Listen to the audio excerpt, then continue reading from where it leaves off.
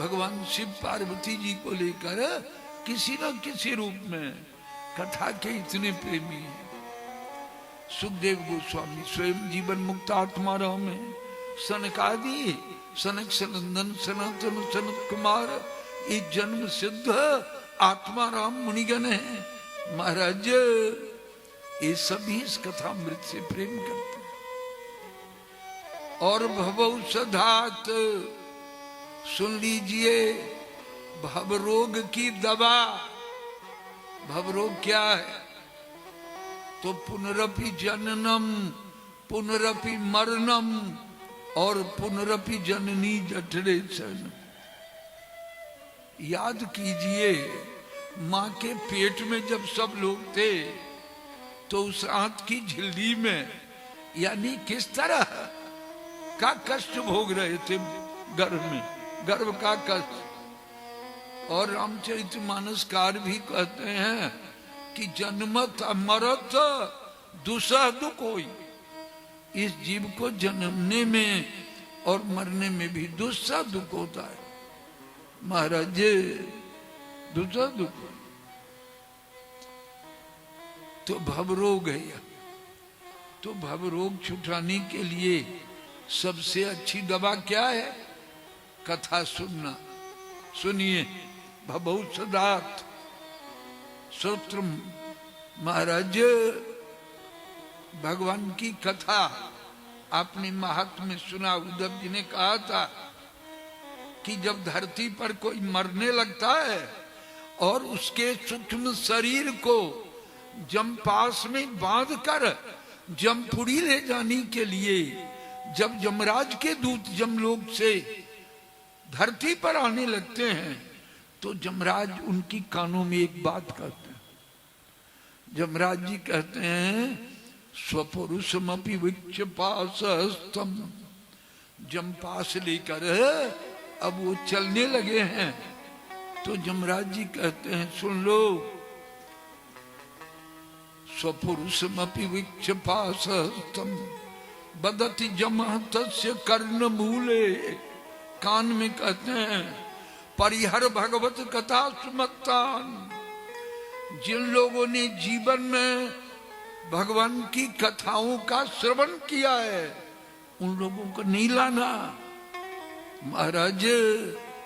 और 9 वैष्णवा नाम, और जिनके गले में तुलसी काष्ठ की माला है, ललाट के ऊपर उर्द पुंड तिलक है, महाराज जो कृष्ण कृष्ण राम राम कहते हैं, उन वैष्णवों को मेरे पास नहीं लाना। जमपुरी के 2 मार्ग हैं महाराज, 2 द्वार, मार्ग नहीं 2 द्वार। तो एक द्वार से तो दमदूत लोग नरक भोगने वाले को ले जाते हैं, दुर्गति वाले को। और दूसरा जो द्वार है, तो जब भगवान के कोई संत भक्त भगवत धाम का विगमन करते हैं तो उनका जो विमान चलता है वो जमपुरी के दूसरे द्वार से चलता है। तो जमपुरी के दूसरे द्वार पर भगवान यमराज पूजन सामग्री लेकर खड़े रहते हैं और उन संत वैष्णव की वे विधिवत पूजा आरती करते हैं, प्रणाम करते हैं। और तब भगवत धाम के लिए उन संत भक्तों को यमराज जी विदा करते हैं भगवत धाम के लिए महाराज। तो पृथ्वी भार महसूस नहीं करती है, लेकिन पृथ्वी के ऊपर श्री भगवान से द्रोह करने वाला, भगवान की निंदा करने वाला, भगवान की ही शिकायत करने वाला दुर्बुद्धि जब कोई उत्पन्न होता है तो पृथ्वी देवी सर्वसहा भगवान विष्णु की पत्नी है, सबकी मां होने पर भी ऐसे कुपुत्रों के दुर्व्यवहार को बर्दाश्त नहीं कर पाती। और ब्रह्मांडम शरणम गौरभूत्वा अश्रुमुखी खिन्ना क्रंदंती करुणम विभु। अपने आदि दैवत स्वरूप गाय का रूप धारण कर पृथ्वी देवी रोती हुई, दुबली गाय का रूप रोती हुई ब्रह्मलोक में जाती हैं। ब्रह्मा जी पृथ्वी देवी के दुख को सुनकर ब्रह्मा जी भी विगलित हो जाते हैं। भगवान शंकर जी और सब देवताओं को बुलाकर क्षीर समुद्र में जाते हैं और पुरुष सूक्त के द्वारा भगवान की स्तुति करते हैं।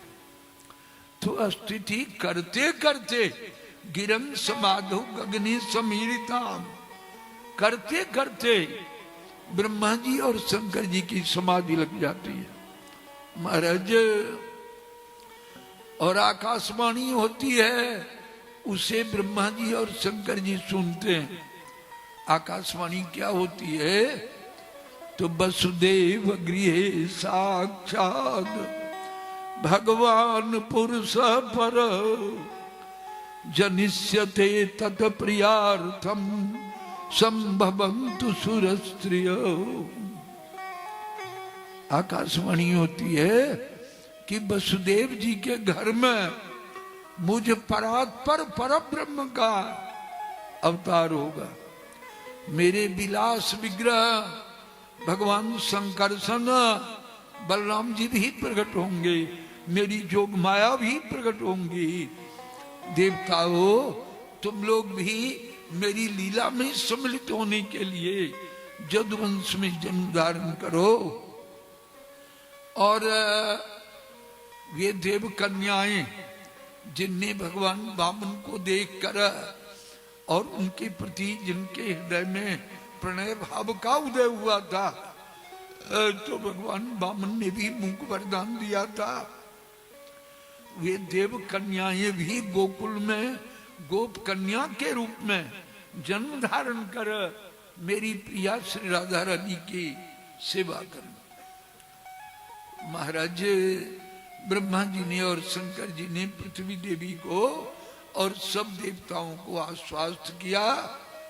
महाराज इधर यानी महाराज उग्रसेन के छोटे भाई थे महाराज देवक का, उनकी अनेक कन्याओं का विवाह वसुदेव जी के साथ हो गया था। सबसे छोटी कन्या देवकी जी थी, उनका भी विवाह वसुदेव जी के साथ हो गया। इस विवाह में भी बहुत दहेज कंस ने दिया। कहते हैं 400 हाथी हौदे से सजे हुए हाथी, 15,000 श्याम कर्ण घोड़ा, 1800 सोने के रथ और देवकी जी की सेवा के लिए 16 वर्षों की 200 वस्त्राभूषणों से सजी हुई दासी नाम सुकुमारी नाम द्वेषते समलंकृत 200 दासियां। महाराज जब विवाह के दूसरे दिन वसुदेव जी अपनी नई यानी पत्नी को लेकर एक सोनी के रथ पर बैठकर विदा हुए तो सारथी की जगह कंस आ गया। तो देवताओं ने बादल की ओट से आकाशवाणी की, इधर आने का कोई प्रयास मत कीजिए, जहीं जगह हो वहीं बैठ जाइए, चुपचाप शांति से बैठ जाइए, थोड़ी कथा और सुनिए। तो महाराज हम वहीं चुपचाप बैठ जाइए।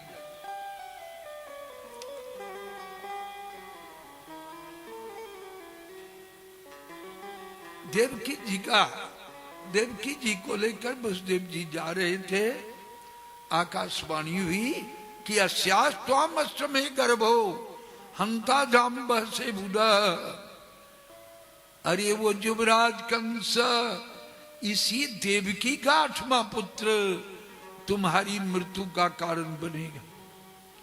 कंस घबरा गया, रथ से कूद गया, देवकी जी का केस पकड़कर रथ से नीचे खींच लिया और अपनी तलवार खींच ली, देवकी जी का सिर काटने के लिए। वसुदेव जी ने समझाया, अश्लाघनीय गुना सुरेर, कोई पुरुष जब किसी स्त्री के ऊपर हाथ उठाता है तो पुरुष का पौरुष कलंकित हो जाता है। सुन लीजिए, शास्त्रों में इसकी बड़ी निंदा है। कोई पुरुष किसी स्त्री के ऊपर कभी हाथ न उठावे। महाराज तो बसदेव जी ने कहा कि तुम्हारा तो बड़ा प्रशंसनीय भोज कुल में जन्म हुआ है, तो तुम्हारे देवकी तो तुम्हारी छोटी बहन है, नवविवाहिता है, तुमने इसका वध किया तो भोजवंश का इतिहास कलंकित हो जाएगा। लेकिन ये सब कहने से भी कंस ने नहीं माना। बसदेव जी ने सोचा, बसदेव जी के 18वां विवाह था। बसदेव जी ने सोचा कि अभी तक तो एक भी पुत्र नहीं हुआ है, कल क्या होगा। भगवान के ईश्वर के विधान को कोई जानता नहीं, इसलिए बसदेव जी ने कहा कि देखो देवकी के जो पुत्र होंगे मैं तुम्हें दे दिया करूंगा। कंस मान गया, बसदेव जी का आभार माना। बसदेव जी, कंस भी लौट गया। बसदेव जी देवकी को लेकर अपने महल चले आए। 1 वर्ष बीता और देवकी जी को ही प्रथम पुत्र हुआ। अपनी प्रतिज्ञा के अनुसार श्री बसदेव जी अपने उस देवकी जी के नवजात बालक को लेकर कंस के यहाँ आए। कंस को भी मालूम हो गया था, कंस के हाथ पर धर दिया। ओ कंस जैसे क्रूर के हृदय में भी दया का संचार हुआ और कंस ने बालक को बसदेव जी को लौटाते हुए कहा कि इसे ले जाइए। मुझे तो 8 में से भय है ना, बाल हत्या बहुत बड़ा पाप है। लेकिन बसदेव जी जानते थे कि कंस की बुद्धि अस्थिर नहीं है, कंस कभी भी बदल सकता है। उधर बसदेव जी चले, इधर कंस के महल में श्री नारद जी आ गए।